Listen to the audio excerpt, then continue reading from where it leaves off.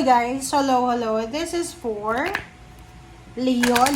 Welcome dito sa aking channel, Kapalaran 888 Leo. So, ito ay last week na ng September 2025. Titingnan natin Leo kung ano ang message or vibration, energy para sa inyong lahat for the last week of September. So, please stay tuned. Ano bang ginagawa nyo ngayon? Okay. Connect your intuition sa lahat ng barahan na lalabas dito, Leo, para kuha natin yung energy. Wow!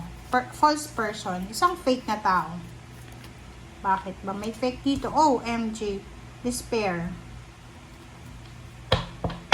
Alright. Okay, Leo. Money. False person. Number 32.5. Meron dito na Leo na if ever lang, mayroong mga Leo na you're desperate. Pwedeng nag-a-apply ka ng trabaho, may business ka, pero yung business mo ay hindi masyadong maganda yung income.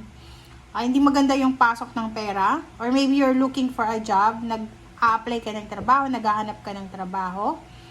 Or kung naman to, na inaalala mo, maybe you're worried financially. Okay? May worries ka sa financial. Sinasabi ng bara sa'yo dito na mag-iingat tayo, Leo. Kasi, worried ka na nga sa finances mo. Mayroon pa dito na mga tao na napaka-toxic, napakasama ng ugali. Kasi, sasamantalahin nila Ang taong ito ay posibleng sasamantalahin nila yung pangangailangan mo. So, mag-iingat ka. Okay?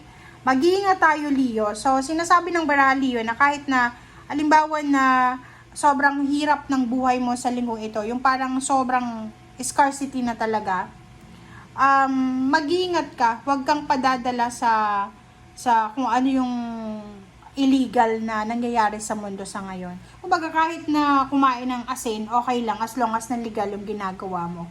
Sa usaping trabaho din, like halimbawa, kung ikaw ay may business, pwedeng, or ikaw ay nasa trabaho na nagtatrabaho sa company, pwedeng sa linggong ito ay pwede kang ma-scam financially. Pwedeng halimbawa yung trinabaho mo na overtime ay kasi last week na to So, tingnan natin.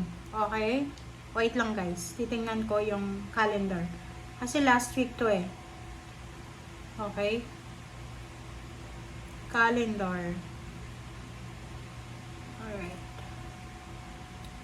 Okay, this is 22 hanggang 28. So, sinasabi ng bara sa'yo dito na pwede yung trabaho mo na ginagawa sa ngayon, pag kakuha mo ng sweldo mo, ay hindi siya sapat. Kumbaga, pwede kang ma-scam sa ginagawa mong trabaho. Okay? So, let's check.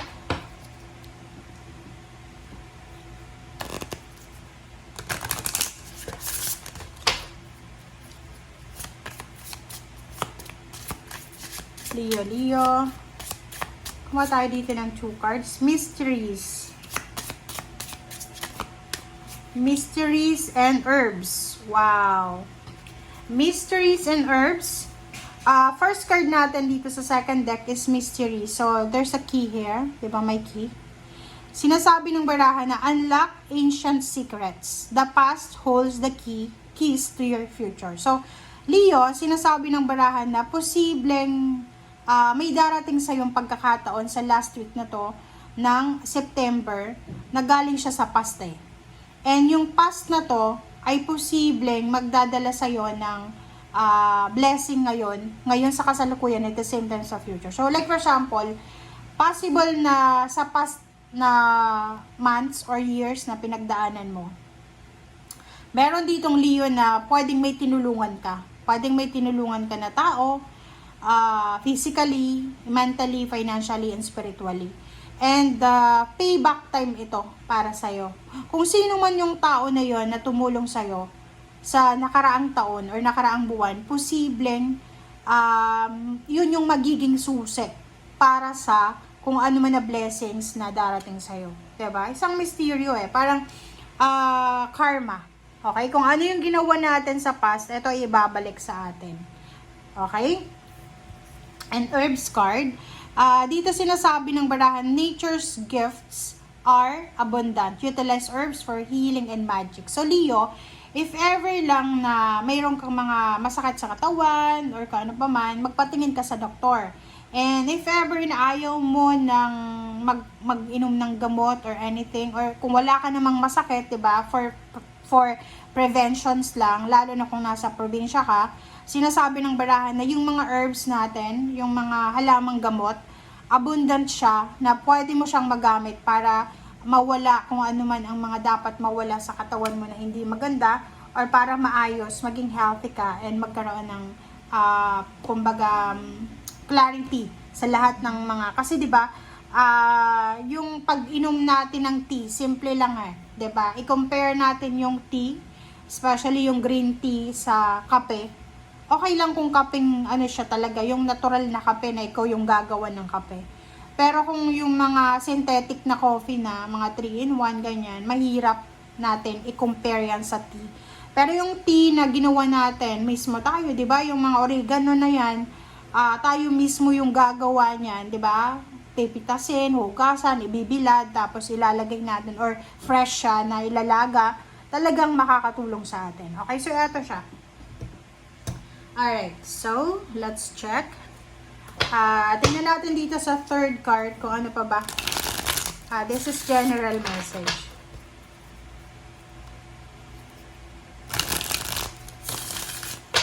Leo. Walang tayo dito ng 3 cards. Okay, reverse. Reverse na the devil. Wow, ang ganda.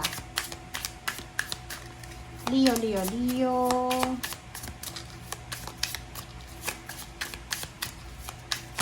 Oops, sorry.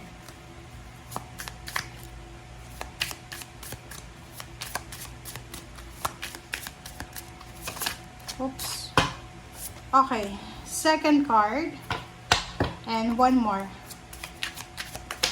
Okay. Reversed na Queen of Cups. Okay. Leo. Reversed na the Devil. So, sinasabi ng barahan na freedom, release, recovery, restoring control. So, pwedeng ito ay tungkol sa health mo. Pwedeng may mga Leo na kayo ay nakakaranas ng kung ano man na health issues, or relationship issues, or kung ano pa man siya, or parang nawala yung power mo like ganun. Halimbawa, mataas yung posisyon mo sa trabaho, pwedeng na ano ka, parang na-demote ka sa trabaho, or pwedeng sa community 'di ba? Uso 'yan sa Pilipinas pero sa ibang bansa hindi 'yan uso. Sa Pilipinas, pag halimbawa may problema yung pamilya mo, okay? Like for example, may nabuntis sa pamilya, may nagkaroon ng kaso, may anong tawag doon? Nalugi yung negosyo, nawala ng pera, naghirap, or talagang mahirap. Parang ano ka, i-scrutinize ka ng mga tao, no, parang ibababa ka nila, na yung parang power mo ay biglang mawawala, 'di ba? Yung mga taong close sa'yo, aalis, 'di ba? Iiwasan ka kasi ayaw nilang masangkot sa'yo, especially kung may kaso sa pamilya. Isa sa pamilya na inakusahan, o isa sa pamilya yung parang ano na, iiwasan talaga. Ganun yung mga Pilipino, lalo na sa probinsya. So ikaw, sinasabi ng baraha, ngayon ay reverse na siya. So, you are breaking free. You're finally breaking free and becoming more self-aware. Okay? So, like for example, you will be free from the judgment ng mga tao sa paligid mo. You will be free, makakaalis ka. You will release yourself from any connections, any stagnations, any entrapment. You will recover from any like abuse, diba? Injustice. And marirestore mo yung control mo kasi babalik yung power mo. Okay? And sinasabi ng baraha dito na possible din na makawala ka na sa mga poor habits, poor lifestyle natin, yung mga bisyo, yung mga negativity na yan, bad relationships or negative situations. And ngayon ay parang makikita natin na may liwanag sa end of the tunnel. Kumbaga may rason malalaman natin sa end of September na kaya pala na-experience ko yun kasi may kailangan akong malaman na leksyon sa buhay. Okay? So, dito sinasabi ng baraha na take some time for yourself to ensure that you're fully ridding yourself of this negative bounce. O, diba? So, sinasabi sa atin dito na kailangan natin bigyan ng sarili natin ng time, ng oras, ng applause, diba? Palakpakan mo yung sarili mo eh. Kasi kung attachment yan na mahirap iwasan, mahirap alisin ng sarili, and ngayon na you're free na, congratulations sa'yo kasi nakaalis ka na. Lalo na yung mga bisyo natin. Diba? So, eto siya. Ang ganda ng baraha mo, Leo. Second card natin is Four of Swords. Oh, yun. So, resonated siya dito na since parang sinasabi sa'yo na you're releasing from any bad connection, negativity, toxicity, or ano pa man. So, there's a good news here. Pwedeng makatanggap ka ng good news. Pwedeng makatanggap ka ng clarity, clarification, na posibleng makakapag-relax ka. So, you relax now, 'di ba? Parang this week ay masasabi mo na hindi pala natutulog ang Panginoon, 'di ba? Ngayong linggo mo marirealize na mahal ka pa rin ng Panginoon. Okay, so makakapag-relax ka. Maybe you're in vacation, you're planning to take a vacation.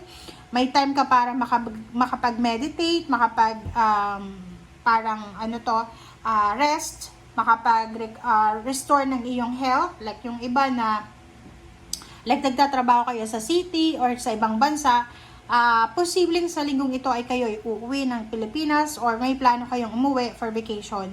So, dito sinasabi ng barahan na to na ang barahang ito ay sinasabi sa'yo na lahat ng pinagdaanan mong stress ay tapos na. Okay? Oras na para makakahinga ka ng malalim ngayon. Okay? You are entering to a new life. Parang ganon. Okay? So, lahat ng battles, lahat ng tribulations, lahat ng problema na pinagdaanan mo, ay posibleng tapos na siya. Okay? So, parang lahat ng pagod mo pwedeng yung iba sa inyo magpapamassage, yung iba talaga magbabakasyon kayo. Yung iba sa inyo is parang halimbawa, for several months kang namumroblema, like yung health or physical or pamilya, ngayon is mararamdaman mo na, ay salamat, makakapagpahinga na ako. Okay, this is the time, starting time para makapag-rest, and hayaan mo yung sarili mo na makapag-recuperate ka, makarecover ka sa kung ano man na stress or anything na mabigat na pinagdaanan. And last card natin sa third deck is resonated pa rin dyan, na sinasabi ng reverse na Queen of Cups na, this is the signs na kailangan na natin mag-focus sa spiritual natin and sa mental health. So, ibig sabihin, kailangan nating alagaan, simula sa linggong ito, kailangan mong alagaan ang sarili mo. Okay? Self-care, self-love. And since, parang ano bang tawag ngayon sa buhay mo? Parang, yun nga, restoration ng health, ng relationship, ng lahat sa buhay mo, ng family. So, kailangan natin magpasalamat sa Panginoon. Ilagay natin ang Panginoon sa center ng ating buhay. Kasi without God, hindi ito mangyayari na restoration na to sa buhay mo. 'Di ba?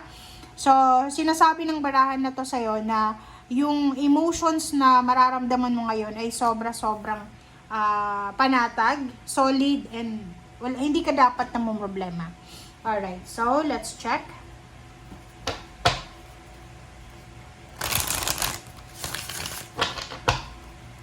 Okay.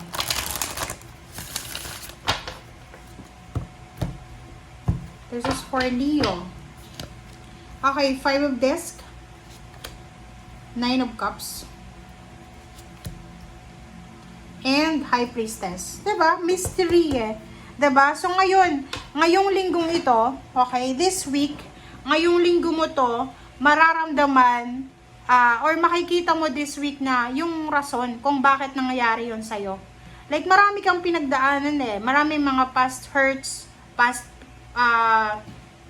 pains, or anything na nag-trigger sa emotion mo, na sinasabi ng bara sa'yo na ngayon mo maiintindihan kung bakit nangyayari yun.